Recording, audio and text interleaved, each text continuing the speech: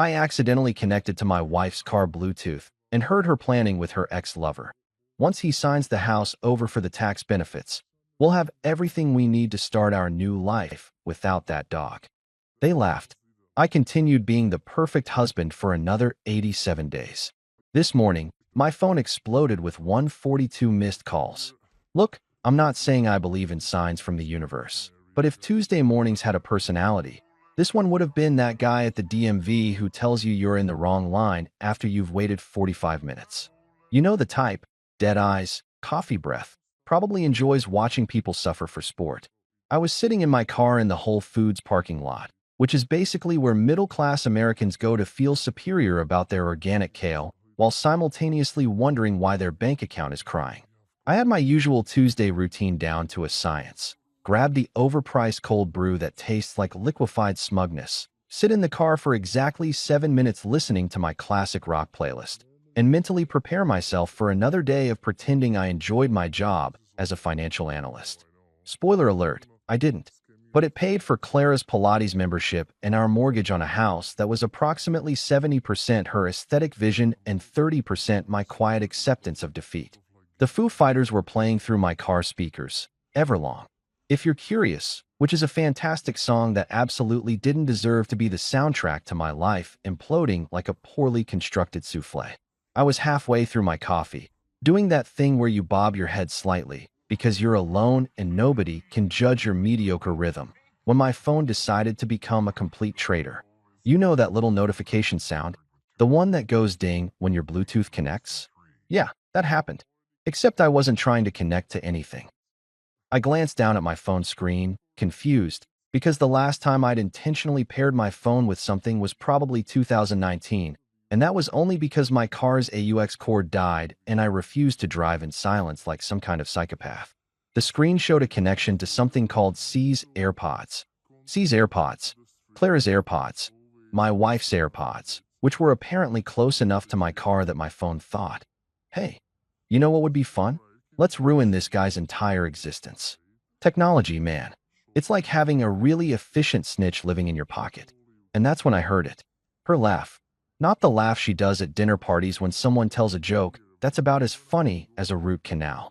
Not the polite little chuckle she reserves for her mother's Facebook memes about wine and minions.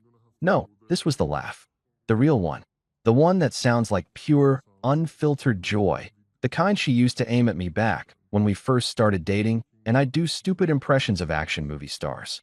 Back when Netflix still mailed DVDs in those little red envelopes, and we'd spend entire Saturdays on the couch pretending we were going to watch something intellectual before inevitably choosing something with explosions. I hadn't heard that laugh in so long. I'd honestly forgotten she was capable of it. I thought maybe she'd surgically removed it along with her sense of humor somewhere around year 3 of our marriage. But there it was, crystal clear, coming through my car speakers like some kind of cosmic joke. And then came the voice. Male. Smooth in that way that makes you want to punch a wall. The kind of voice that probably practices saying actually in the mirror every morning. Confident. Smug. Familiar in a way that made my stomach drop faster than the stock market in 2008. Leo. Leo. Her ex-boyfriend Leo. The guy she swore was just a friend when he started texting her 6 months ago. The guy she claimed was helping her with some business networking stuff, because apparently I'm supposed to believe that business networking happens at 10 p.m. on weeknights and requires that much emoji usage. Once he signs the house over for the tax benefits, Leo's voice said, and I could practically hear the smirk in his tone, we'll have everything we need to start our new life together. God, I can't wait to be done with that dog. They laughed. They laughed. That laugh, her real, genuine, haven't heard it in years laugh, was being used to celebrate calling me a dog. Not even a cool dog, like a wolf or a German shepherd. Just that dog. Generic. Replaceable. Probably the kind that pees on the carpet and chews up expensive shoes. I sat there in my car, holding my overpriced coffee like it was a grenade with the pin already pulled, and I'm pretty sure my brain just stopped. Like it blue-screened. Like it had too many tabs open and the whole system just said, nah, I'm out. The classic rock kept playing. Dave Grohl was singing about wanting something he could never have, which felt aggressively on the nose. A woman walked past my car, pushing a shopping cart full of organic produce and probably zero marital problems. My coffee was getting cold. Clara and Leo were still talking in my ear, discussing their future, my house, my money, their new life. Like I was some kind of obstacle course they'd already figured out how to navigate. I should have been furious. I should have driven straight to wherever she was, burst through the door like some kind of rom-com protagonist who'd finally grown a spine and demanded answers. I should have called a lawyer immediately. I should have thrown my phone out the window and screamed into the void. Instead, I did what any mature, emotionally stable, totally not having a breakdown man would do. I finished my coffee, even though it tasted like betrayal mixed with overpriced espresso beans. Calmly got out of my car, walked into Whole Foods, and bought a 12-pack of paper towels I absolutely did not need. The cashier, a kid who couldn't have been older than 20 with a name tag that said Brandon, asked me if I wanted to donate to save the rainforest. I said yes and donated $5, because apparently even while my life was actively catching fire, I still cared about deforestation. As I walked back to my car, paper towels under my arm like some kind of domestic stability security blanket, a plan started forming in my head. It wasn't a good plan. It probably wasn't even a smart plan. But it was my plan. I wouldn't confront them. Not yet. I wouldn't give them the satisfaction of knowing I knew. Instead, I'd keep pretending. I'd be the perfect husband, the obedient dog, the tax benefit signing chump they thought I was. For exactly 87 days. Why 87? Because 90 felt too neat, and I've never been good at round numbers. Plus, it gave me just enough time to prepare, to document, to build a case that would make their new life look like a clearance bin sitcom nobody wanted to watch. I got back in my car, put my phone on airplane mode so I wouldn't have to hear any more of their victory celebration, and drove home with my stupid paper towels and my new sense of purpose. That dog was about to learn some new tricks. Clara came home at 9:47 p.m., which I know because I'd started checking the time like a man waiting for test results he already knew would be bad. She walked through the door with this whole performance. Keys jangling, humming some tune I didn't recognize, probably something Leo had played for her in whatever sad little love nest they'd carved out of my ignorance. The first thing that hit me was the smell. Vanilla perfume. The expensive kind she saves for special occasions, which apparently now included betraying your husband on a Tuesday. It mixed with something else. Guilt, maybe, or whatever pheromone humans release when they're actively ruining someone's life.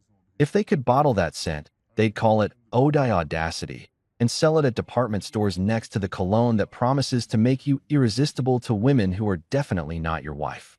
I was sitting on our couch. The gray sectional sheet insisted we needed because it was mid-century modern, and I'd agreed to because I didn't want to have a 3-hour conversation about furniture, pretending to watch some documentary about penguins. I wasn't actually watching it. I was thinking about how penguins mate for life, which felt like the universe had a really twisted sense of humor about what to recommend on my streaming queue tonight. Hey, honey, I said, looking up with what I hoped was my normal face and not my, I know you're planning to steal my house and run off with your ex face. Those two expressions are surprisingly similar, by the way. Both involve smiling with your mouth while your eyes are screaming. She leaned down and I kissed her cheek, which took every ounce of self-control I didn't know I had. It was like kissing a stranger. Actually, it was like kissing someone who was actively robbing you, but pausing mid-heist to accept some casual affection. Her skin was warm, probably from whatever athletic activities she and Leo had been up to, and I had to resist the urge to ask if Book Club had started offering cardio classes. How was Book Club? I asked, keeping my voice light and casual, like a man who definitely didn't know his wife was lying through her recently whitened teeth. Oh, it was great, she said, already heading toward the bedroom to change. We discussed Tolstoy, really dense stuff, but Margaret brought amazing wine, so that helped. Tolstoy. Clara saying she discussed Tolstoy was like our cat Mr. Whiskers claiming he'd solved a calculus problem. Actually, that's unfair to Mr. Whiskers. Texts, calls, receipts, suspicious, late client meetings. Become a forensic accountant of my own marriage. Make the FBI look lazy. 2. Pretend to fetch affection. Act like the good boy she thinks I am. Bring her coffee in the morning. Compliment her hair. Ask about her day like I'm not aware she's spending it plotting my financial ruin. Wag my metaphorical tail like my life depends on it, because it kind of does. 3. Don't bark until the right moment. Keep my mouth shut. Don't confront. Don't hint that I know. Save all the barking for day 87 when I can really sink my teeth into this situation. I stared at my list, feeling simultaneously proud and completely unhinged. This was my life now. I was a man making revenge to-do lists while his wife showered off evidence of her affair. If this were a movie, this would be the scene where inspirational music played and the protagonist looked determined. In reality, I was in my pajama pants eating stale tortilla chips and wondering if this was rock bottom or just a preview of the basement below rock bottom. The shower turned off. I quickly saved the document in a folder I labeled Tax Stuff 2024 because Clara would rather die than look at anything related to taxes voluntarily. Then I closed my laptop and returned to my penguin documentary, where at least some species on this planet understood commitment. Clara came out in her bathrobe, hair wrapped in a towel, looking comfortable and content in a way that made me want to scream into a pillow.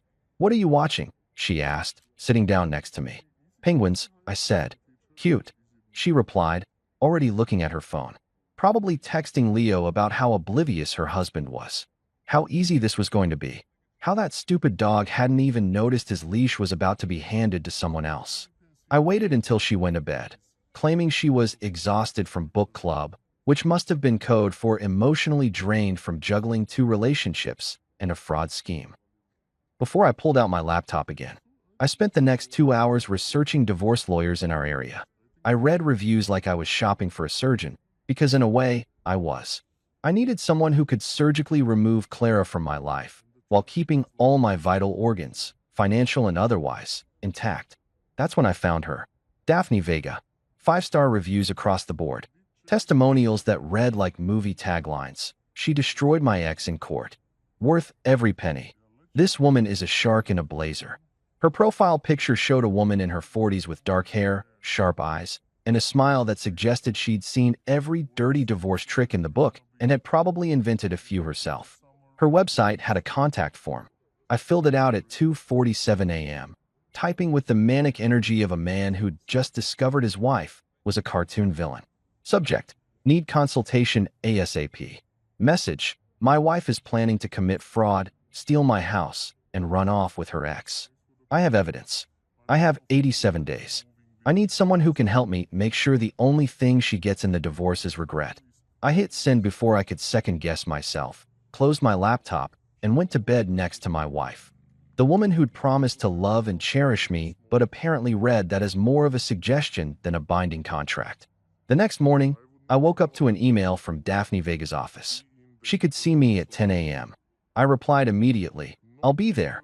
At 9:55 a.m., I walked into her office building downtown, took the elevator to the 7th floor, and sat in a waiting room that smelled like leather and expensive legal revenge. When her assistant called my name, I followed him into an office with floor-to-ceiling windows and a view of the city that probably cost more per month than my car payment. Daphne Vega sat behind a desk that looked like it had witnessed 1,000 marriages die. She looked exactly like her picture. Sharp, professional, and slightly terrifying in the best possible way. "So," she said, folding her hands on her desk and looking at me with the intensity of someone who charged $400 an hour and earned every cent, "You want revenge or results?" I didn't even hesitate. "Both." She smiled. Not a warm smile, but the kind of smile a chess player gives when they see checkmate 6 moves ahead. "Then here's what you're going to do," she said, leaning forward. "You're going to start acting dumber than you feel." Daphne's advice echoed in my head for the next 72 hours. Act dumber than you feel. Which, if I'm being honest, was simultaneously the easiest and hardest thing I'd ever been asked to do. Easy because I'd apparently been doing it for months without even realizing it. Hard because now I had to do it intentionally, with purpose, like method acting, except the role was oblivious husband who deserves a participation trophy. So I became husband of the goddamn year. Monday morning, I woke up before Clara, which never happens because I typically sleep like someone who's accepted defeat as a lifestyle choice, and made breakfast. Not cereal, not toast, actual breakfast. Scrambled eggs with chives, turkey bacon because she's been on some health kick since Leo probably told her she should optimize her wellness journey, or whatever meaningless phrase people use now instead of just saying diet. I even arranged fresh berries in a bowl like I was auditioning for a cooking show on basic cable. When Clara walked into the kitchen, she actually stopped and stared like I'd just performed a magic trick. "You made breakfast?" "Yeah," I said, channeling every bit of golden retriever energy I could muster. "Figured you could use something nice after all those late client meetings. You've been working so hard." The lie tasted worse than burnt toast, but I smiled through it.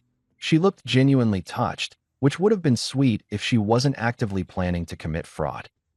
She kissed my cheek, the same cheek I'd been offering up like some kind of betrayal target practice, and sat down to eat.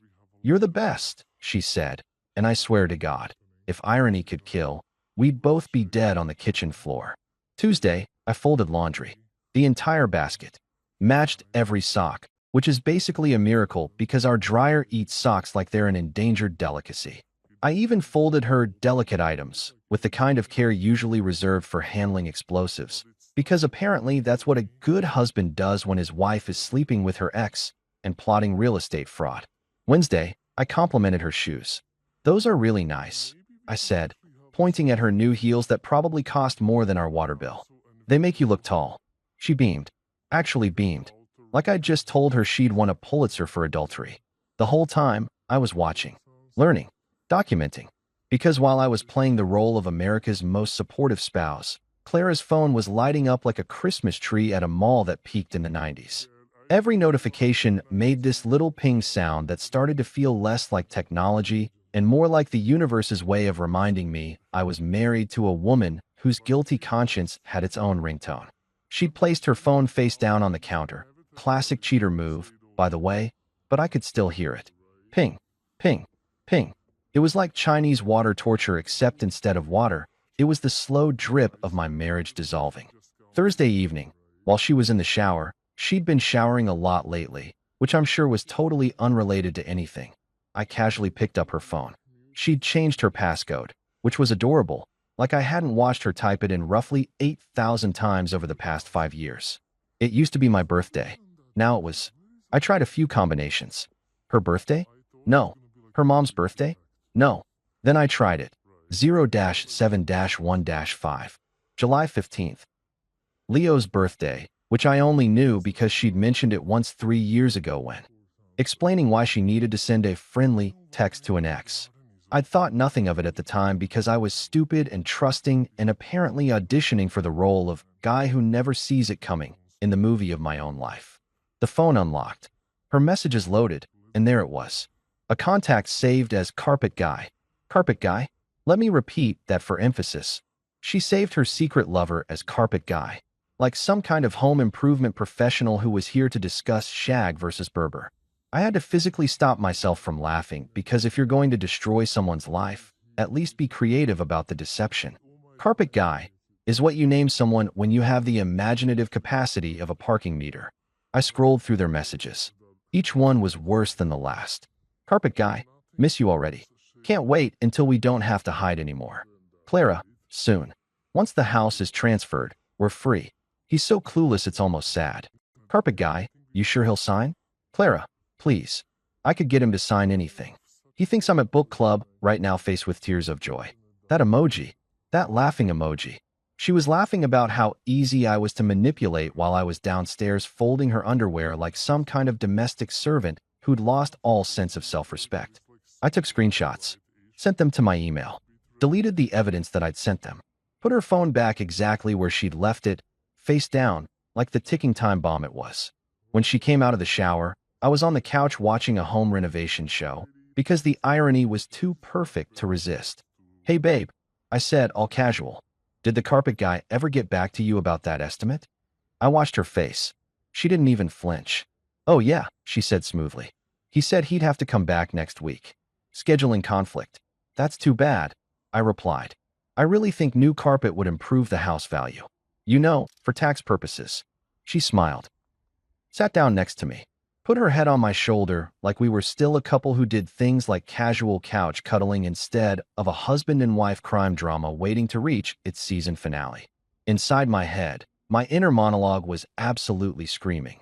This woman thinks I'm an emotional Roomba, quiet, obedient, programmed to clean up her messes, and easily replaceable with a newer model when I stop working properly. But outside, I was the picture of calm. I even put my arm around her because Daphne had said to act normal, and normal me was apparently a doormat with a pulse. Friday, I offered to help her with taxes. Sat down at the dining room table with our laptop and a bunch of forms I'd printed out that morning, looking every bit like a man who was excited about the IRS and not at all like someone plotting his wife's downfall. You know, I said, clicking through TurboTax like I was genuinely interested. I was reading about married couples transferring property for tax benefits. Could save us a lot of money. Her eyes lit up. I'm not exaggerating. They lit up like I'd just told her she'd won the lottery, and also her ex-boyfriend was going to become even more insufferable, which apparently was her ideal Thursday night. Really? She said, trying to sound casual, but failing miserably. That's interesting. We should look into that. Definitely, I agreed. I'll do some research. Maybe talk to our accountant. I wouldn't talk to our accountant. I'd talk to my accountant. The one I'd hired separately, the one Clara didn't know about. The one who was helping me understand exactly how she was planning to screw me over so I could return the favor with interest. That weekend, Clara went to a late client meeting on Saturday afternoon. She said she'd be back by 6. I said, no problem, take your time. Like a husband who definitely wasn't tracking her phone's location through a shared family app she'd forgotten I had access to. She was at the Hilton downtown. Room 412. For 3 hours. I spent those 3 hours at my brother Eli's apartment, drinking beer and trying not to throw my phone through his TV when the location pin didn't move for 90-minute stretches. You okay? Eli asked, handing me another beer. Perfect, I lied. Just waiting for my wife to finish her meeting with Carpet Guy. Eli raised an eyebrow but didn't ask. He's good like that. Knows when to push and when to just sit in supportive silence while his brother's life implodes like a controlled demolition. Sunday, Clara came home cheerful, humming. She made dinner. Pasta, nothing fancy, and we ate together like a normal couple. She asked about my week. I asked about hers. She told elaborate stories about clients I knew didn't exist. I nodded along like a bobblehead that had accepted its purpose in life. After dinner, I excused myself to organize some files in our home office.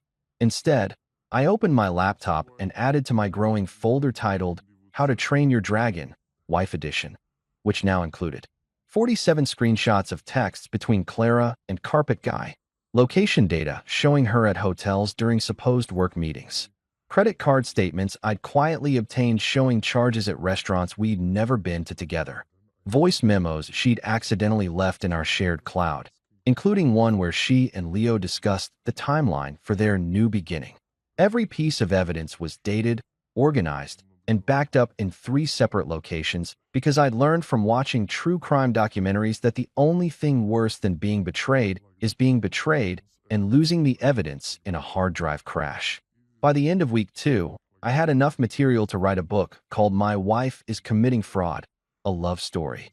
By the end of week 3, I perfected my performance. Oscar-worthy stuff. I could smile on command, laugh at her jokes, pretend to believe her lies with the dedication of a method actor who'd lost his grip on reality. And every single night, I crawled into bed next to her. This woman who I'd promised forever to, who'd promised the same to me, and pretended to sleep while my mind cataloged every new betrayal like a very depressing filing system. The dog was learning tricks, all right, just not the ones she expected. You know what nobody tells you about catching your wife in an affair? It's not the dramatic confrontation scenes from movies. It's not throwing plates or storming out in the rain.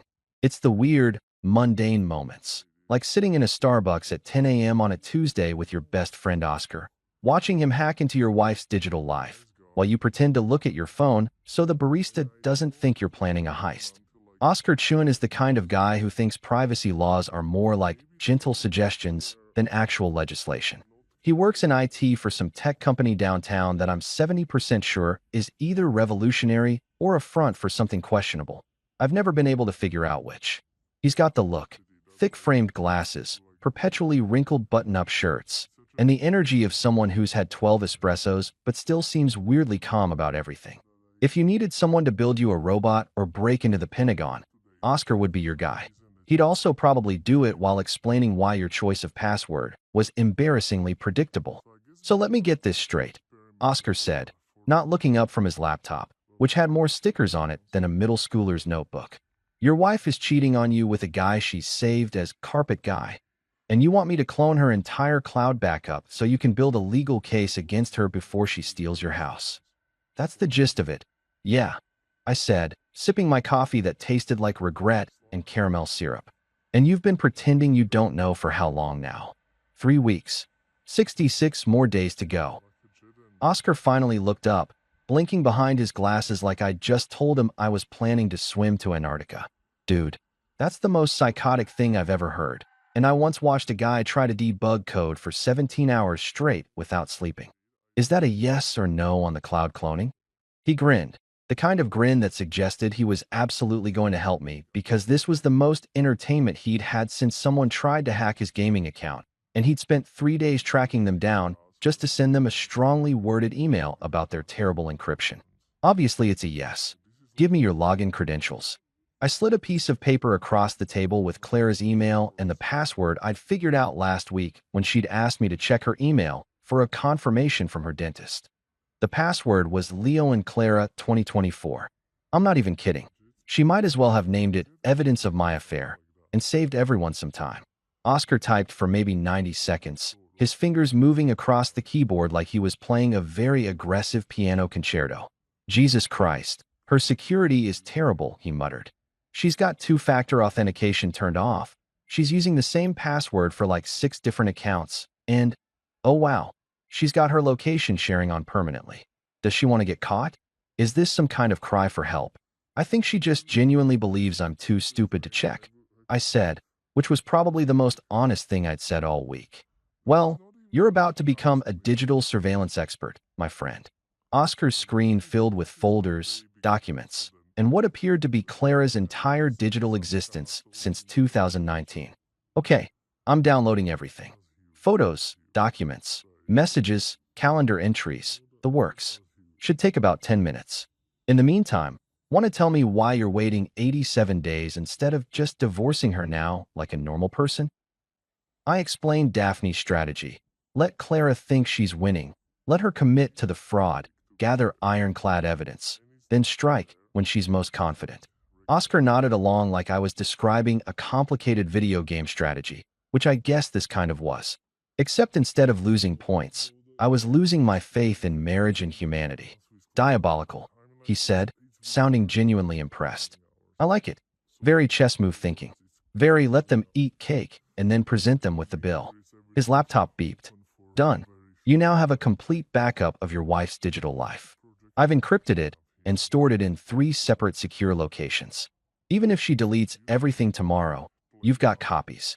He closed his laptop and looked at me with something that might have been sympathy or might have been morbid fascination. Want to look through it now? Or do you want to maintain plausible deniability for a few more hours? Now, I said, because apparently I was the kind of person who wanted to ruin his own day before lunch. We moved to Oscar's apartment, a studio that looked like Best Buy had exploded inside it, complete with 3 monitors, gaming chairs, and a very judgmental cat named Algorithm who watched us from atop a tower of servers. Oscar pulled up Clara's photo library, and we started scrolling. Most of it was boring. Selfies, food pics, screenshots of recipes she'd never make. But then, around the 2-month-ago mark, we found it. A photo of Clara and Leo on a boat. A boat. She's wearing a white sundress. He's got his arm around her waist, and they're both holding champagne glasses with the sunset behind them like they're filming a commercial for infidelity. The caption read, "Tax-free sunsets with my favorite person, Sunrise Red Heart. Tax-free sunsets. Tax-free sunsets." That might be the most pretentious thing I've ever read, Oscar said. And I once read a Tech Bros Medium article about how cryptocurrency was going to save humanity. I stared at the photo, feeling something between rage and the kind of laugh you do when you're so far past normal emotions that you've entered a new psychological dimension. She used a sunset emoji, I said. She's planning to commit fraud, and she used a sunset emoji. At least she's consistent with her brand, Oscar offered. Terrible person, basic taste in emojis. We found more photos. Clara and Leo at restaurants I couldn't afford. Clara and Leo at what appeared to be a weekend getaway to Napa Valley during a weekend she'd told me she was at a work conference. Clara and Leo looking at houses, actual houses, with a realtor apparently already planning where they'd live once they'd successfully stolen mine. Each photo felt like a small punch to the kidney. Not enough to knock you down, but enough that you're very aware you've been hit and you're going to feel it tomorrow. You okay? Oscar asked, which was nice of him considering I was actively watching evidence of my marriage dissolving in real time on his gaming monitor. Fantastic, I lied. Really living my best life right now. That evening, I went home and did something I'd been avoiding. I talked to my neighbor Maya. Maya Rodriguez is 67, recently retired from a 40-year career as an accountant, and the kind of person who knows everyone's business in our neighborhood because she sits on her porch with wine and just observes. She's like a surveillance camera, except she offers commentary and sometimes brings you cookies. I'd always liked her in a casual, wave when you see her kind of way, but now I needed her professionally. I found her on her porch, predictably, with a glass of red wine and a book she wasn't really reading because she was too busy watching Mrs. Patterson across the street try to parallel park, which was always entertaining in a slow-motion disaster kind of way. Maya, I said, walking up to her porch, can I ask you something about taxes? She looked at me over her reading glasses with the expression of someone who'd been waiting her entire retirement for someone to ask her about taxes. Is this about your wife's plan to transfer your house? I stopped walking. How did you? Honey, I've been watching Clara meet with that man, Leo, right? For 3 months now. They're about as subtle as a car alarm at 3 a.m. Plus, she asked me about property transfer tax implications 6 weeks ago. Said it was hypothetical. Maya sipped her wine. Nothing about that conversation was hypothetical. Sit down. Let's talk. I sat. She poured me wine without asking if I wanted any, which I appreciated because I absolutely did. Here's what she's doing, Maya said, her voice taking on the tone of someone explaining a complex math problem to a particularly slow student. She's going to convince you to transfer the house into her name for tax benefits.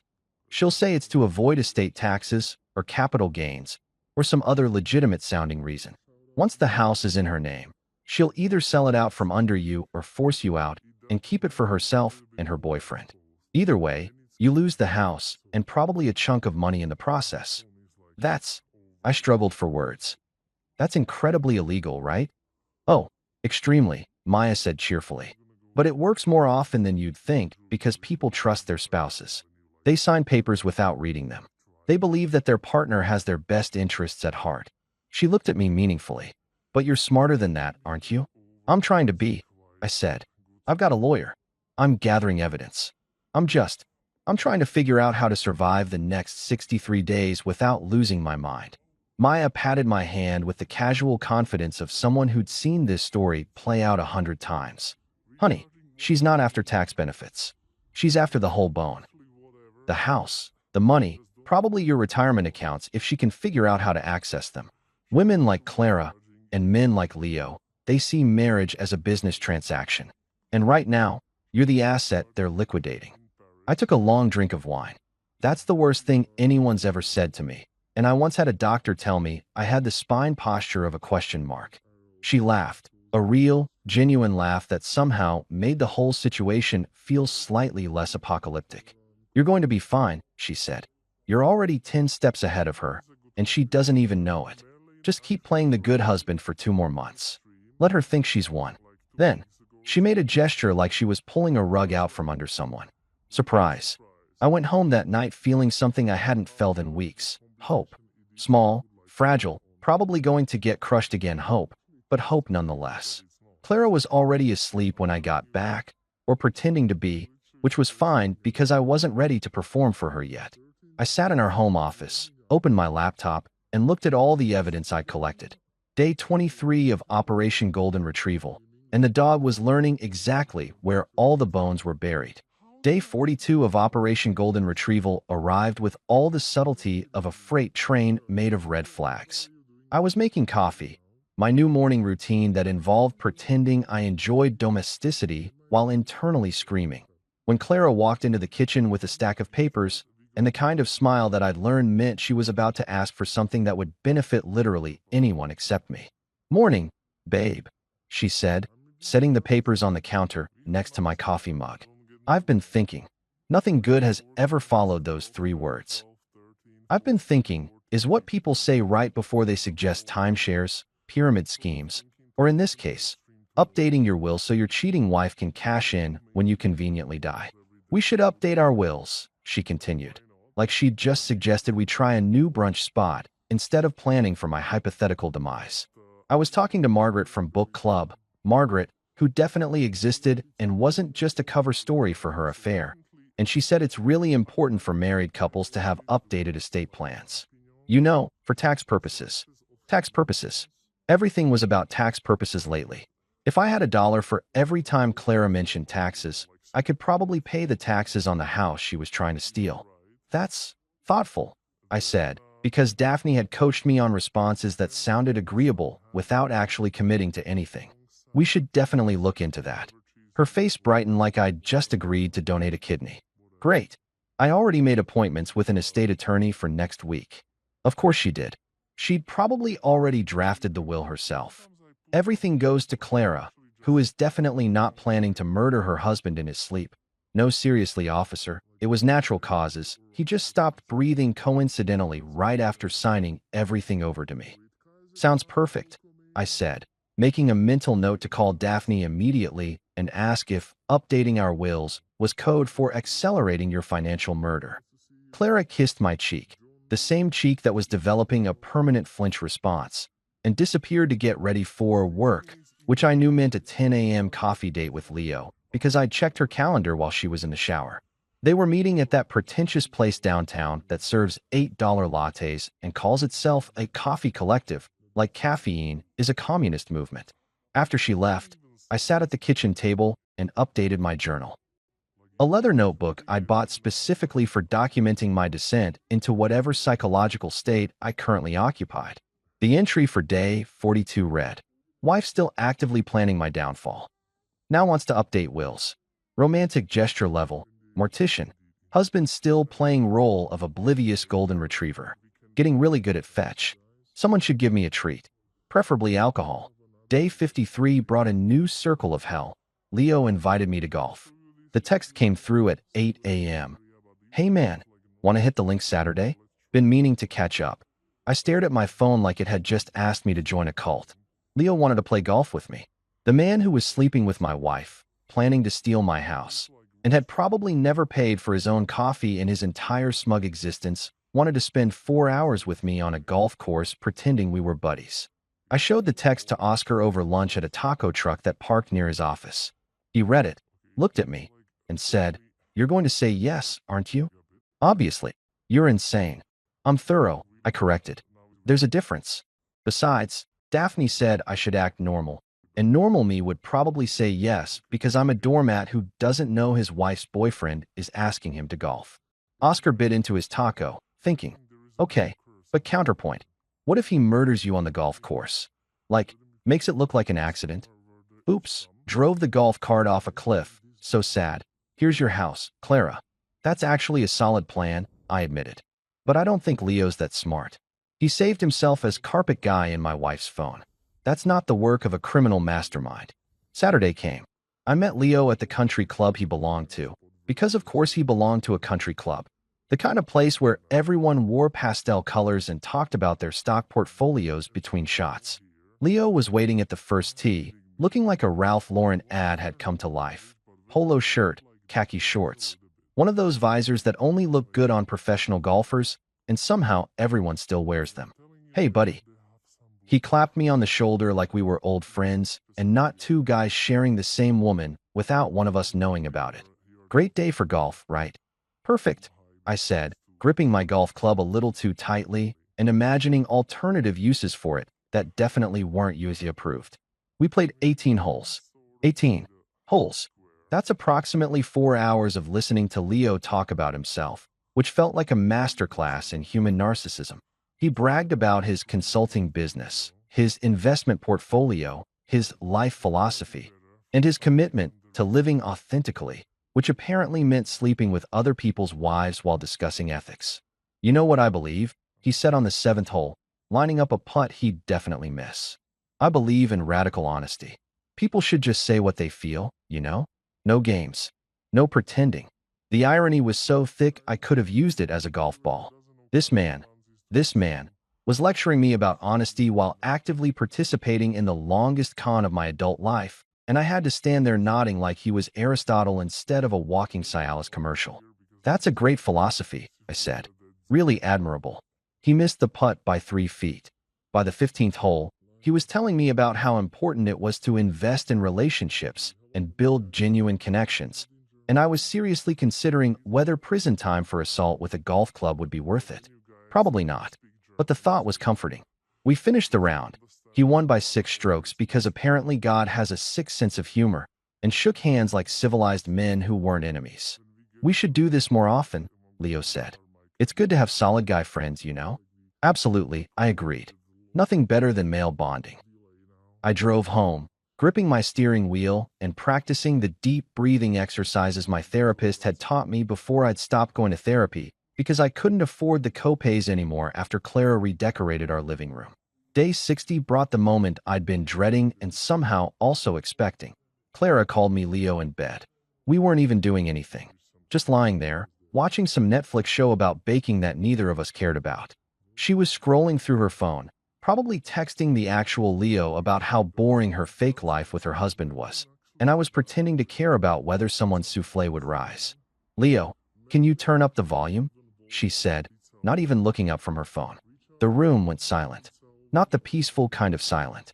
The kind of silent that happens right before someone crashes a car or drops an expensive plate. The kind of silent that has weight. I could have confronted her. Could have said, "Excuse me? Did you just call me your boyfriend's name?"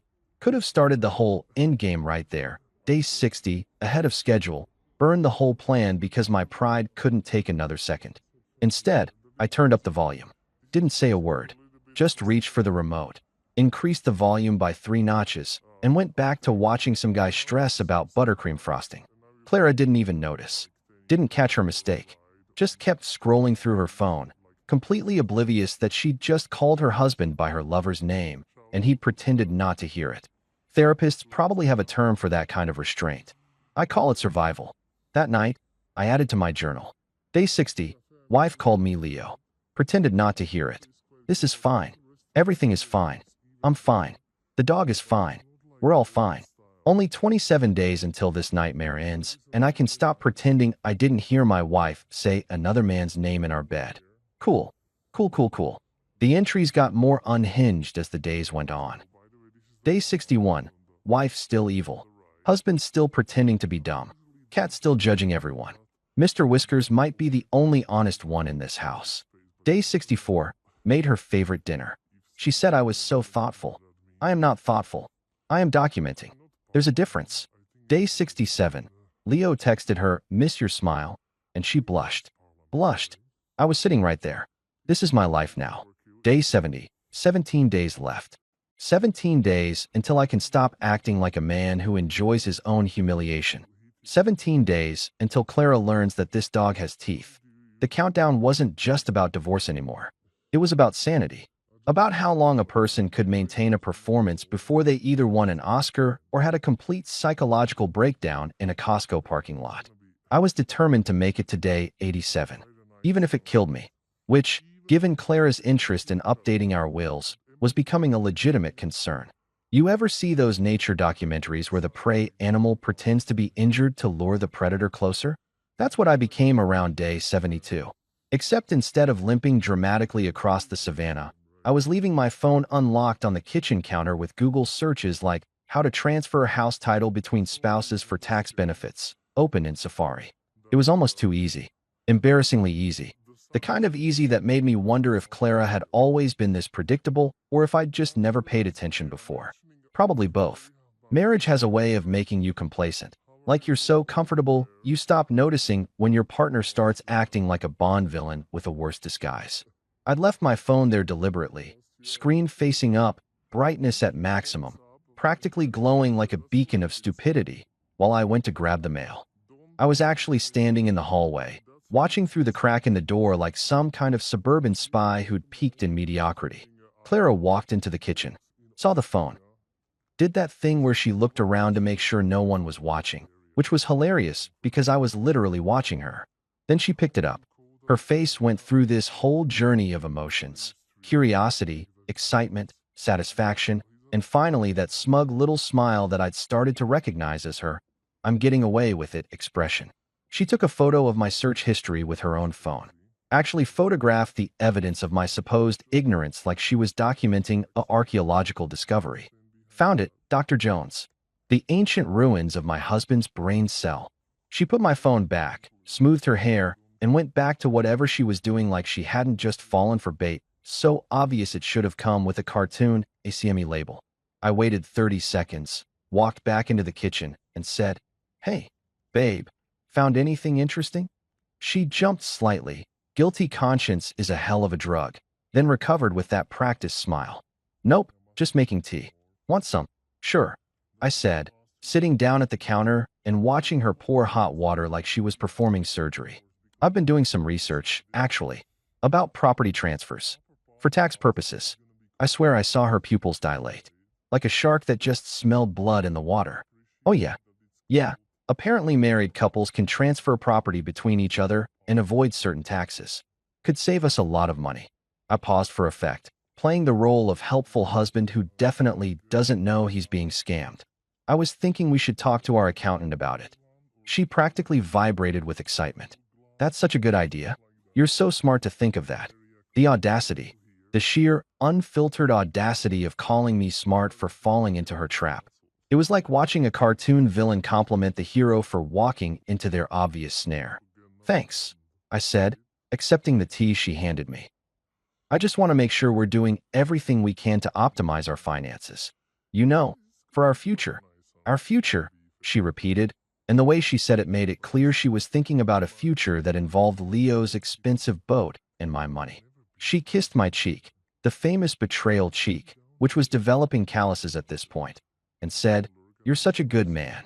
I smiled, looked her right in her lying eyes, and said, in the most sincere voice I could manage, "Yeah, I get that a lot from people who are about to rob me blind." Her face froze for half a second, this micro-expression of panic, before she laughed it off like I'd made a joke. "You're so funny," she said, walking away. Funny, right? Hilarious. I was basically a one-man comedy show titled, "Watch this idiot pretend he doesn't know his life is falling apart." Streaming now on the Mental Breakdown Network. That afternoon, I had a meeting with Daphne at her office. She'd requested I come in for what she called a strategy session, which sounded official and important and made me feel like I was planning a military operation instead of just trying to divorce my wife without losing everything I owned. Her office still smelled like expensive leather and the tears of cheating spouses. She sat behind her desk looking like she'd already won my case and was just waiting for everyone else to catch up. "So," she said, pulling out a folder that had gotten noticeably thicker since our first meeting, "your wife is taking the bait." Like a starving fish at an all-you-can-eat buffet, I confirmed. "Good. Here's what we're going to do." She laid out several documents on her desk with the precision of someone dealing cards. "You're not going to sign anything, but you're going to let her believe you will. You're going to string this along until day 87. Let her commit to the fraud completely. Let her think she's won.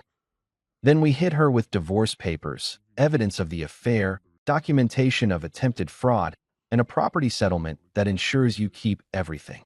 Can we do that? Legally. Not only can we do it, we're going to do it. She's the one committing fraud. You're just defending yourself." Daphne leaned forward, and I understood why her reviews called her a shark. "While she's planning to steal your house, we're going to make sure she leaves this marriage with nothing but regret and possibly legal fees." I felt something I hadn't felt in weeks. Genuine joy. The kind of joy you get when you realize the universe might actually have a sense of justice, even if it takes 3 months and a lawyer who charges enough per hour to feed a small village. "What do I need to do?" I asked. "Keep playing dumb.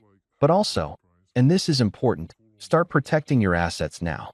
Open a new bank account she doesn't know about. Transfer funds gradually so she doesn't notice. We're also going to quietly list your house for conditional sale under your name only." "Can I do that?" "It's marital property. You're both on the deed. Either spouse can list it. She's planning to transfer it into her name fraudulently.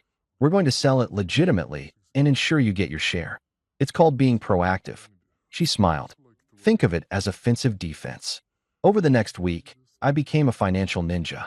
Opened a new checking account at a different bank across town.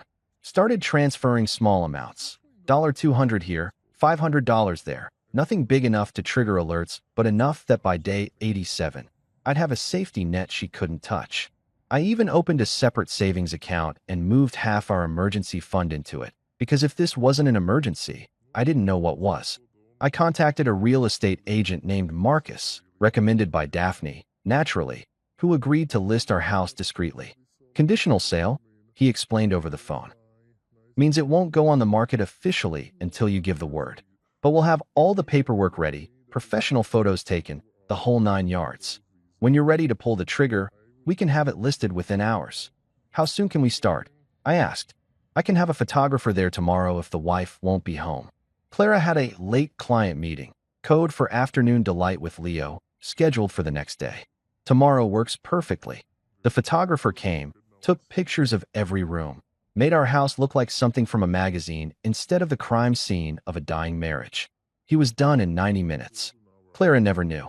Meanwhile, Clara and Leo kept their text thread going like they were writing the world's most predictable romance novel. Oscar had set up a system where their messages automatically forwarded to a secure server, so I had real-time updates on their stupidity.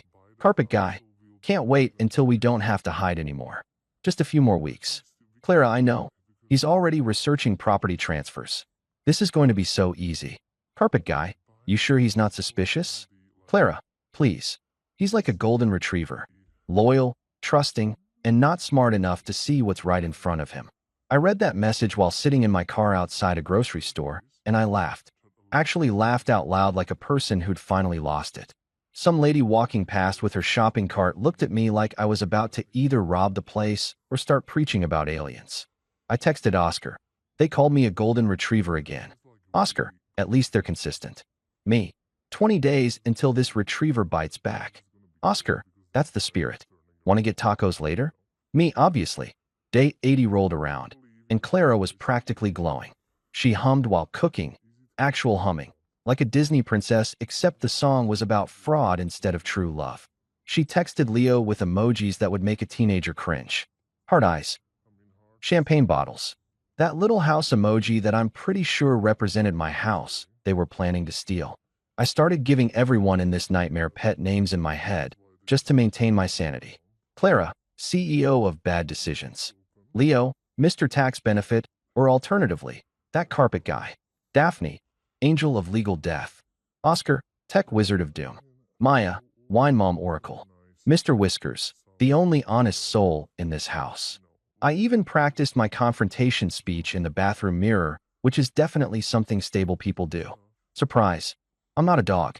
I'm the owner of the house, the account, and your complete downfall. No, too dramatic.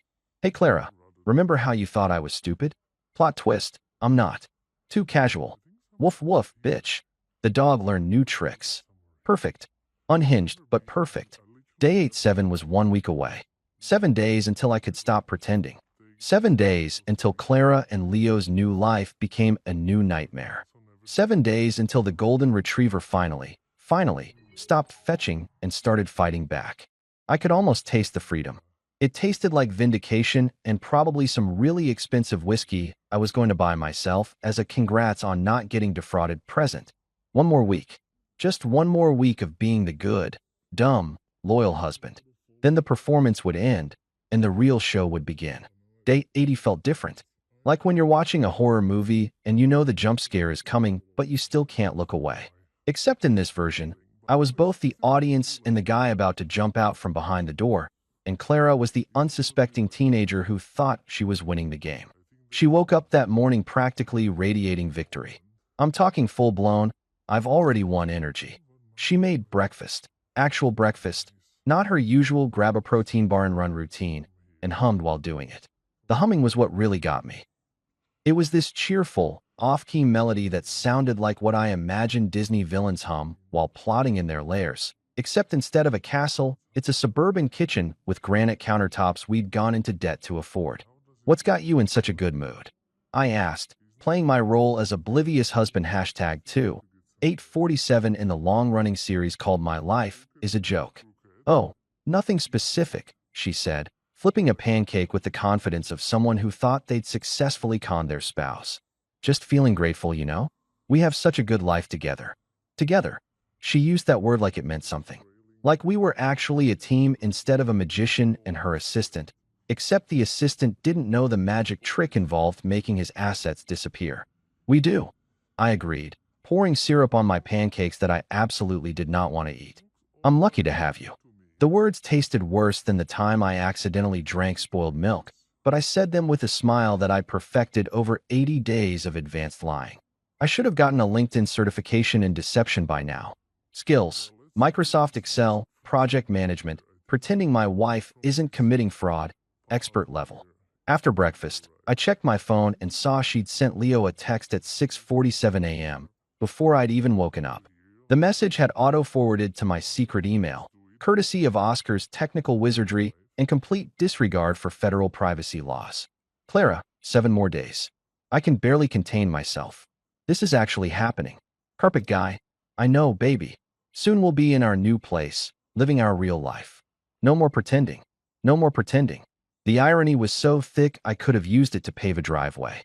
They were talking about not pretending while I'd been running the longest con of my life for almost 3 months. If there was an Olympic sport for emotional deception, I'd be standing on a podium wearing gold. Day 81. Clara started talking about our future plans with the enthusiasm of someone who'd already mentally moved into a different house with a different man. We were having dinner, takeout Chinese, because she was too excited about life to cook, and she started describing this cabin in Lake Tahoe she'd found online. Wouldn't it be amazing to have a vacation? Home, she said, showing me pictures on her phone of a cabin that probably cost more than our current mortgage. We could go there on weekends, really disconnect from everything. By we, she meant her and Leo. By disconnect, she meant disconnect me from my money and property.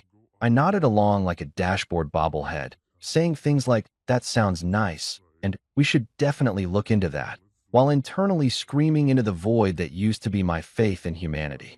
Day 82, she came home with new luggage. Expensive luggage. The kind you buy when you're planning a significant trip or, in her case, a whole new life. She said it was on sale, which was Clara's go-to excuse for any purchase she didn't want to justify. That woman could buy a yacht and claim it was on sale, like that made it reasonable. Planning a trip? I asked innocently, watching her wheel the pristine suitcases into our bedroom. Oh, just thought we could use an upgrade, she said. Our old luggage is falling apart. Our old luggage was fine. We'd used it maybe 4 times in the past year. But sure, we needed new luggage for the trip she was planning without me, to the life she was building with someone else, using the money she was planning to steal. Totally reasonable. Nothing suspicious here. Day 83 brought the most absurd development yet.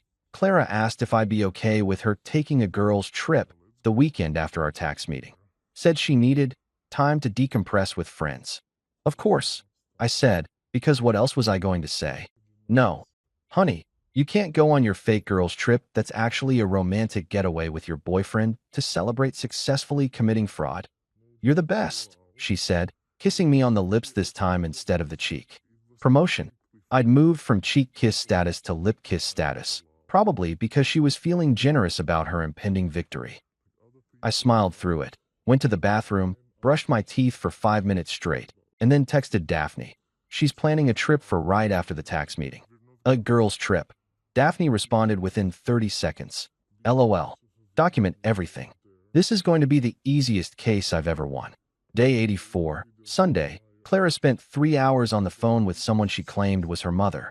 I knew it wasn't her mother because her mother has a very specific ringtone, some country song about trucks that drives me insane, and this call came through without any ringtone at all. FaceTime. She was FaceTiming someone while locked in our bedroom. When she came out, she looked flushed and happy, like someone who'd just had phone sex or discussed real estate fraud in detail. Possibly both.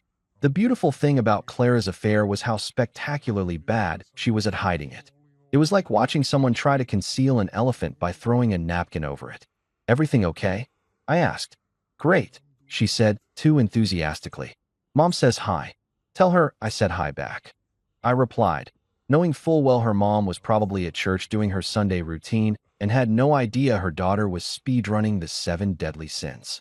Day 85, I had my final meeting with Daphne. We sat in her office, which I'd come to think of as my second home. If your home was a place where you plotted legal warfare and went over every single detail of the plan. Tomorrow, you'll act completely normal, she instructed, sliding a folder across her desk. Wednesday morning, day 87. Clara will expect you both to go to the tax office. Instead, you'll have already moved your essential belongings to your brother's place. At 9 a.m., you'll be here signing the final divorce documents. At 11 a.m., we'll serve her. Divorce papers. At your house. With a process server who's very good at his job and has seen everything. She smiled.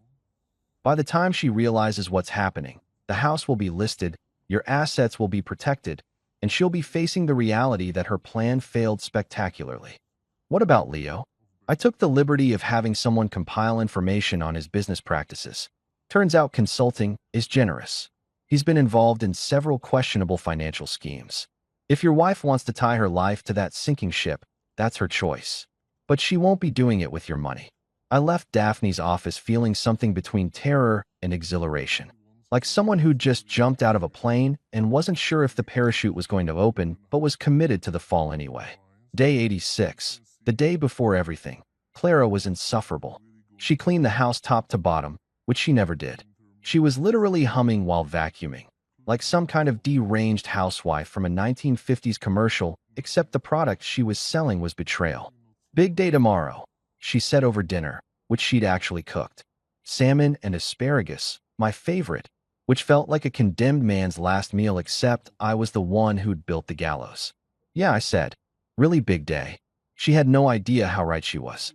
No clue that big day didn't mean day we commit fraud together, but rather day your entire scheme collapses like a house of cards in a hurricane. That night, I barely slept. I lay in bed next to Clara, who slept peacefully, probably dreaming about lake houses and freedom from her stupid husband, and stared at the ceiling counting down the hours. At 2 a.m., I got up, went to the kitchen, and made a cup of coffee I didn't need. Mr. Whiskers found me there, sitting at the counter in the dark like a movie villain monologuing to nobody. He jumped up next to me, meowed once, probably asking what the hell I was doing, and I scratched behind his ears. Tomorrow, I told him, the dog finally bites back. He purred, either in approval or because cats don't understand English, and he just liked being petted. Either way, it felt like support. I pulled out my phone and looked at all the evidence I compiled. 86 days worth of screenshots, recordings, documents, bank statements, location data, text messages. It was beautiful in a devastating sort of way. A masterpiece of betrayal, fully documented, ready to be presented in court. I'd started this journey thinking I was a victim. A stupid, trusting husband who'd gotten played. But somewhere around day 40, I'd realized something. I wasn't the victim anymore. I was the hunter. The prey had learned to hunt back, and tomorrow was hunting season. At 6 a.m., Clara's alarm went off. She bounced out of bed with energy I hadn't seen since our honeymoon, back when she was still pretending to love me for real instead of strategically. Big day, she announced, like we were going to Disneyland and not to commit financial crimes. Huge, I agreed, smiling my practice smile. Absolutely huge. She had no idea. Day 87 started with Clara making avocado toast, which felt like the universe had developed a sense of irony so advanced it should have been studied by scientists. Here was my wife, preparing the most millennial breakfast possible, humming some pop song about love and happiness, completely unaware that in approximately 4 hours, her entire world was going to detonate like a financial atomic bomb. Don't forget the tax meeting at 2, she called out from the kitchen, her voice practically singing with anticipation. I've got all the paperwork ready. This is going to be so good for us. Wouldn't dream of missing it, I said, tying my shoes with the calm of a man who'd spent 86 days preparing for this exact moment. My hands weren't even shaking. Somewhere along this journey, I'd transformed from anxious husband to cold-blooded revenge planner, and honestly, the career change suited me. Clara brought me the avocado toast with a smile that probably looked loving to anyone who wasn't aware she'd been planning to commit fraud. You're going to love what this does for our future, she said, and I had to physically restrain myself from laughing. I'm sure I will, I replied, biting into toast that tasted like vindication with a hint of sea salt. At 9 a.m. sharp, while Clara was in the shower preparing for what she thought would be her victory lap, I texted my brother Eli. I'm heading over now. He responded immediately, doors unlocked. Beers in the fridge. Can't wait to hear how this goes. I'd already moved most of my important stuff to Eli's apartment over the past week. Clothes, documents, my grandfather's watch, Mr. Whisker's favorite toys because yes, I was keeping the cat. I'd been doing it gradually, taking bags in my car trunk and dropping them off while Clara was at her late client meetings. She never noticed because she was too busy planning her new life to pay attention to the old one falling apart. The only things left in the house were furniture, kitchen stuff, and Clara's mountain of lies. She could keep the furniture. I'd memorized every text message. At 9:47 a.m., I walked into Daphne's office for the last time as a married man. She was waiting with a stack of documents that looked like they could end a small government, and she had that shark smile that I'd learned to associate with imminent legal destruction. Ready? She asked. I've been ready since day one, I said. Let's do this. I signed 6 documents in total. Divorce papers, asset protection agreements, a restraining order if necessary. Daphne's idea said it was standard procedure for cases involving fraud. Property settlement agreements that ensured the house would be sold and I'd get my fair share. A statement for the police, just in case Clara decided to escalate things legally. Each signature felt like freedom. Like I was autographing my own Emancipation Proclamation, except instead of freeing slaves, I was freeing myself from a woman who'd called me a dog and meant it as an insult. The process server will deliver these to her at 1 p.m., Daphne explained, right before her fake tax meeting. I've also taken the liberty of having someone alert Leo simultaneously, just so they can panic together. It's more efficient. You're an artist, I told her. I'm expensive, she corrected. But yes, also an artist. By 11 a.m., I was at Eli's apartment, sitting on his couch that smelled like bachelor pad and poor life choices, watching the clock like it held the secrets to the universe. Eli handed me a beer even though it wasn't even noon, because some moments transcend appropriate drinking hours. You really did it, he said, sounding somewhere between impressed and concerned for my mental health. 87 days of playing dumb. That's commitment. Or insanity, I offered. Probably both. What are you going to say to her? I pulled out my phone, opened my notes app, and showed him the message I drafted at 3 a.m. when I couldn't sleep. I know about you and Leo. I've known for 87 days. Been playing the perfect dog while you plan to steal my house. Don't bother showing up to the tax office. Those aren't transfer papers you're about to sign. They're divorce papers. The house is being sold. The accounts are protected. And just so we're clear, woof. Eli read it, looked at me, and started laughing. Woof? You're ending it with woof? I'm reclaiming the dog metaphor, I explained. It's symbolic. It's unhinged, he corrected. I love it. At 1:27 p.m., I sent 2 text messages that had taken 87 days to write. To Clara, I know about you and Leo. I've known for 87 days. Been playing the perfect dog while you plan to steal my house. Don't bother showing up to the tax office. Those aren't transfer papers. They're divorce papers. The house is being sold. The accounts are protected. And just so we're clear, woof. To Leo, hope the kennel's comfy. My lawyer will be in touch about your role in the attempted fraud. Enjoy your new life with Clara. She's all yours. You deserve each other. Then I turned off my phone. Just powered it down completely because I didn't want to hear the explosion. I wanted to enjoy lunch with my brother in peace while Clara and Leo's world collapsed like a controlled demolition. How do you feel? Eli asked, ordering us burgers from some delivery app that was probably stealing our data but had excellent fries. Honestly, I took a long drink of beer. I feel free. Like someone just removed a backpack full of rocks I'd been carrying for 3 years. Or maybe longer. I don't know when exactly our marriage died, but it's been a corpse for a while, and I've been dragging it around pretending it was still alive. That's dark, man. It's been a dark 87 days. We ate burgers, watched basketball. Eli told me about his dating disasters, which made my marriage implosion seem almost reasonable by comparison. At some point, Mr. Whiskers emerged from the bedroom where I'd set up his stuff, judged both of us silently, and went back to sleep. Around 7 p.m., I finally turned my phone back on. The screen lit up like Times Square on New Year's Eve. Notifications flooded in so fast my phone actually lagged. Text messages, missed calls, voicemails, emails, even a Facebook message from Clara's mother asking if I was okay. 142 missed calls. 142. 73 text messages. 19 voicemails. I scrolled through the messages, watching Clara's emotional journey in real time. 1:32 p.m. What are you talking about? Call me. 1:45 p.m. This isn't funny. Where are you? 2:03 p.m. A process server just came to the house. 2:15 p.m. Are you serious right now? We need to talk. 2:47 p.m. Please. Let's just talk about this. I can explain everything. 3:30 p.m. You're making a huge mistake. We can work this out. 4:15 p.m. I made a mistake. I'm sorry. Please, can we talk? 5:03 p.m. You can't just throw away our marriage like this. 6:20 p.m. Fine. Be that way. You're going to regret this. 6:45 p.m. I'm sorry, okay? I'm so sorry. Please call me. The voicemails range from angry to desperate to bargaining to more anger to crying. I listened to exactly one.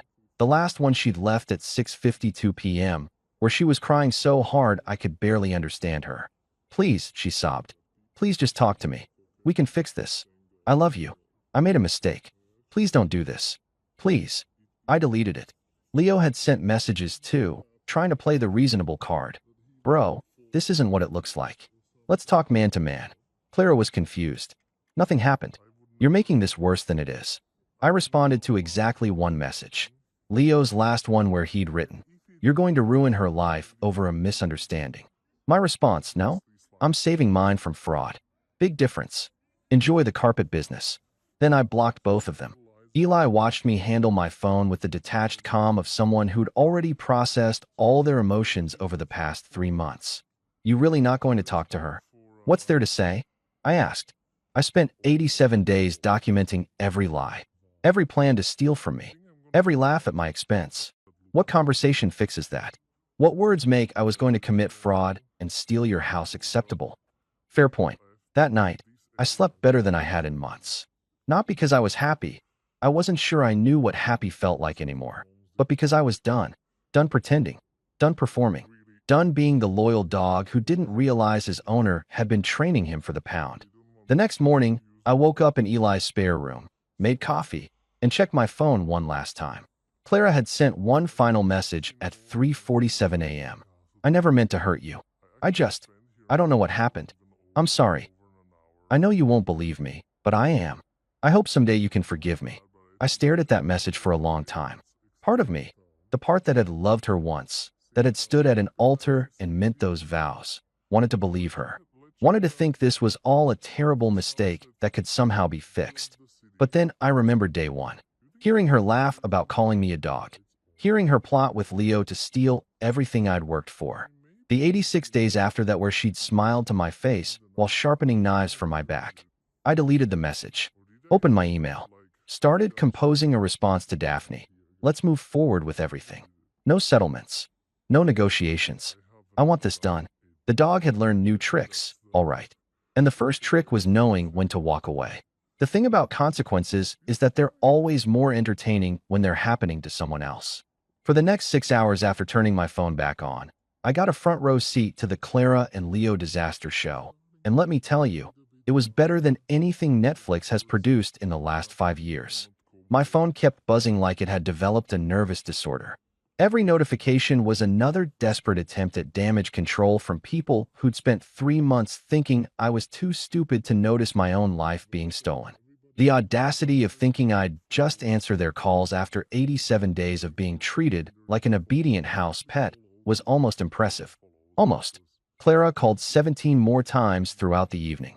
I know because my phone kept a tally like it was documenting a hostage situation. Which, in a way, I guess it was. Except the hostage had already escaped and the kidnappers were panicking about their empty ransom demands. Leo sent increasingly unhinged messages that devolved from, "Let's talk this out like adults," to "You're ruining everything," to "This is illegal what you're doing," which was rich coming from a guy who'd been conspiring to commit real estate fraud. That's like a bank robber calling the cops because someone stole his getaway car. The lack of self-awareness was almost artistic. But the real entertainment came from Clara's friends, the mysterious book club ladies who may or may not have actually existed. Suddenly, my phone was getting calls from numbers I didn't recognize, women with names like Jennifer and Stephanie and Ashley, all of them wanting to know what happened and whether I was being reasonable about this. One particularly bold specimen named Trish, who I'd met exactly once at a dinner party where she talked about essential oils for 45 minutes, actually left me a voicemail saying, "Clara made a mistake, but marriage is about forgiveness. You're being really immature about this." I saved that voicemail, not to respond to, but because someday when I needed to remember why I did this, I could listen to a stranger call me immature for refusing to accept fraud and infidelity. Really put things in perspective. Day 88 arrived with slightly fewer emergency contacts, but significantly more drama. Clara had apparently told everyone we knew, and I mean everyone, her version of events, which I'm sure painted her as the victim of a husband who overreacted to her getting close to an old friend. My mom called. That was fun. She'd heard from Clara's mom that we were getting divorced, and she wanted the real story because Clara seemed very upset and confused. The real story, I told my mother while stress-eating cereal at Eli's kitchen counter, is that Clara and her ex-boyfriend were planning to trick me into signing over our house so they could start a new life together. I found out, documented everything for 87 days, and filed for divorce. That's the real story. There was a long pause on the other end. Then, oh, well, that's different than what Linda said. Linda was Clara's mom. Sweet woman. Made excellent casseroles. Probably had no idea her daughter had been running a con that would make a used car salesman proud. Yeah, I imagine it is, I said. Do you need anything? Mom asked her, voice shifting from confused to protective mom mode. Should I come over? I'm good, Mom. I'm at Eli's. I've got a lawyer. I'm handling it. Okay, but honey, I'm proud of you. That hit differently than I expected. I'd spent 3 months thinking I was being pathetic, playing dumb, gathering evidence, pretending everything was fine while dying inside. But hearing my mom say she was proud made me realize that maybe what I'd done wasn't pathetic at all. Maybe it was strategic. Maybe it was smart. Maybe the dog had been smarter than the masters all along. Day 89, I finally agreed to meet Clara in person. Not because I wanted to, but because Daphne suggested it might be useful to hear what she had to say for closure purposes, which I think was lawyer speak for let her incriminate herself some more while you record the conversation. We met at a coffee shop downtown, neutral territory, public enough that she couldn't cause a scene without everyone in a 3-block radius witnessing it. I got there early, ordered a black coffee I didn't plan on drinking, and sat at a table by the window where I could see her arrive. She showed up at 2:03 p.m., 3 minutes late, which was Clara's version of being on time. She looked wrecked. I don't say that with satisfaction or cruelty. She genuinely looked like someone who hadn't slept in days. Hair pulled back in a messy bun, no makeup, wearing yoga pants and an oversized sweatshirt that I was 90% sure was one of mine that she'd claimed disappeared in the laundry. She sat down across from me without ordering anything, and for a long moment, we just stared at each other like two people who'd once known everything about each other and now knew nothing at all. "Thanks for meeting me," she said finally, her voice smaller than I'd ever heard it. "You've got 10 minutes, I replied, checking my phone for effect. "My lawyer said I should hear you out. So I'm hearing you out." "I made a mistake," she started, and I almost laughed because that was the understatement of the century. I got confused. Things with us had been distant, and Leo was there, and he listened, and I don't know. I wasn't thinking clearly. "You weren't thinking clearly for 3 months?" I asked. "Because that's how long you and Carpet Guy were planning to steal my house." She flinched at that. "I wasn't going to steal it. It was just, Leo said it would be better for taxes if." "Leo is a fraud," I interrupted. "My lawyer looked into him. He's been running schemes like this for years. You weren't special, Clara. You were just his next mark. Or maybe you were partners. I haven't decided which is worse." Her eyes filled with tears, which might have worked on me 3 months ago. Now they just looked like special effects in a bad performance. "I never wanted to hurt you," she said. "I swear. I fell in love with someone else. That doesn't make me a bad person." "No," I agreed. "Falling in love with someone else doesn't make you a bad person. Falling in love with someone else while married, planning to commit fraud, calling your husband a dog, and laughing about how easy he'd be to manipulate? That makes you a bad person. The love part was just the excuse. She opened her mouth to respond, but I wasn't done. I spent 87 days pretending I didn't know. I continued, keeping my voice level because I practiced this in my head roughly 10,000 times. 87 days making you breakfast, folding your laundry, listening to you lie about book club and late meetings. I documented every lie, every text message, every location ping when you were at hotels with Leo. I have evidence that would make a prosecutor weep with joy. So don't sit here and tell me this was a mistake or that you weren't thinking clearly. You thought plenty clearly. You just thought I was too stupid to notice. Clara was crying now. Real tears, messy and desperate. Please, she said. Please, can we try therapy? Marriage counseling? Something? We've been together for 5 years. That has to count for something. I reached into my bag and pulled out a folder. Daphne had prepared it for me. A copy of the property documents showing the conditional sale contract for our house, my name only, with a potential closing date 6 weeks out. I slid it across the table. See this? This is our house. The one you were planning to transfer into your name. It's being sold. I own 100%. You own regret. She stared at the documents like they were written in a foreign language. You can't. We both own the house. You can't sell it without me. Actually, I can list it. And once the divorce is finalized, which will be soon because you committed fraud, you'll get exactly what you deserve from the sale. I leaned forward, which, according to my lawyer, is significantly less than you were hoping for. This isn't fair, she said, her voice rising. People at nearby tables were starting to glance over. You can't just punish me forever because I made a mistake. I'm not punishing you forever, I said calmly. I'm divorcing you. There's a difference. You wanted a new life with Leo? Congratulations. You're getting it. Just not with my house and my money funding it. I stood up, leaving my untouched coffee on the table like the metaphor it was. Bitter, cold, and unwanted. Wait, Clara said, reaching for my hand. I pulled back before she could touch me. Please. I love you. I know I messed up, but I love you. We can fix this.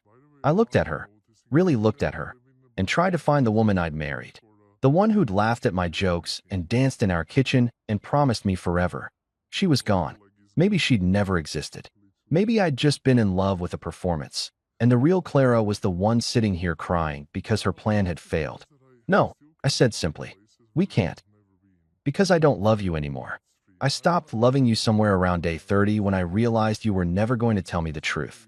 When I understood that you saw me as an obstacle instead of a partner. You killed whatever we had. I'm just signing the death certificate. I walked out of that coffee shop with my head up and my conscience clear. Behind me, I could hear Clara crying, probably waiting for me to turn around and come back like I always did. But the dog had learned the most important trick of all, knowing when to stay gone. 2 months later, the divorce was finalized on a Tuesday, which felt poetic considering the whole nightmare started on a Tuesday. Life has a sixth sense of symmetry like that. Clara and Leo ended up renting a sad little 2-bedroom condo near a strip mall that housed a discount gym and a dry cleaner that always smelled like burnt fabric. Their dream house with tax-free sunsets? Sold to a nice couple from Portland who paid asking price and didn't commit fraud to afford it. Their grand new life together? Turned out Leo had debts nobody knew about and Clara's consulting income mysteriously disappeared once she couldn't use my credentials anymore. Shocking, I know. I moved into a modest 1-bedroom apartment in a quieter neighborhood. Nothing fancy, no granite countertops or mid-century modern furniture that costs more than a car payment. But it was mine. Actually mine. No shared assets, no hidden agendas, just a lease with my name on it, and peace so tangible I could taste it. Best decision I made. Getting a dog. A real one this time. I named him Justice because I'm apparently that petty, and he's perfect. A golden retriever who's loyal without being stupid about it, which felt like personal growth for both of us. Every morning, Justice and I jog past Clara's old Pilates studio. He always stops at the corner to sniff around, and I like to think he smells poetic irony mixed with overpriced athleisure. Sometimes I see her through the window, stretching with the same women who called me immature for not accepting betrayal. I don't wave. Neither does she. Last week, an envelope arrived from Clara. No return address, but I recognized her handwriting. The same handwriting that used to write, "I love you," on post-it notes she'd leave around the house. Inside was a single piece of paper, Can we talk? I looked at Justice, who was chewing a toy shaped like a newspaper. What do you think, boy? Should we respond? He dropped the toy, tilted his head, and I swear he looked like he was considering it. Then I did what any self-respecting free man would do. I took a photo of Justice and me on our morning run, captioned it, "Sorry, this dog learned new tricks," and posted it on social media for the first time in months. Because after 87 days of playing the perfect fool, I'd finally become what Claren never expected, a free man with a killer sense of humor, a loyal dog, and zero regrets. Turns out, this golden retriever knew exactly when to stop fetching and start living.